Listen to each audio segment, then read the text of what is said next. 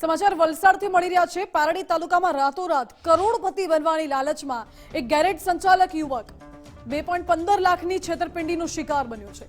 તાંત્રિક વિધિના નામે ઠગ અનવર ઠેબાએ યુવકને 11 લાખના બદલે 5 કરોડ રૂપિયા બનાવી આપવાની લોભામણી લાલચ આપી વચનો આપ્યા અને પરિયા ગામના પ્રિતેશ કુમારને મામાના જમાઈએ અનવર સાથે મુલાકાત કરાવી હતી।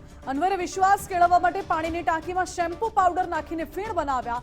કોરા કાગળને પાણીમાં ઘસીને 20 અને 500ની અસલી નોટો કાઢી બતાવી અને આ પ્રકારની તાંત્રિક વિધિના બહાને યુવકને છેતરપિંડી કરી। યુવકે તબક્કાવાર રીતે રોકડા રૂપિયા અને ગૂગલ પે દ્વારા લગભગ 2.25 લાખ રૂપિયા જેટલા આપ્યા હશે। અનવરે 500ના બંડલવાળી કોથળી આપી કારમાં બતાવીને બીજા દિવસે ખોલવા માટે કહ્યું અને ખોલતા ઉપર જ અસલી નોટ બાકી ભારતીય મનોરંજન બેંકની નકલી નોટો નીકળી।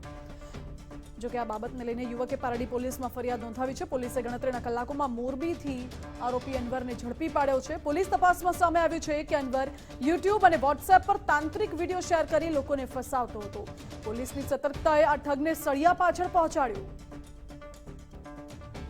ફરિયાદીને જ્યારે અલગ અલગ રીતે નોટો આપવામાં આવી હતી અને એને ટોટલ 2,15,000 લઈ લીધેલા અને 5 કરોડ રૂપિયા ભારતીય ચલણી નોટ મળવાની લાલચ આપવામાં આવેલી હતી।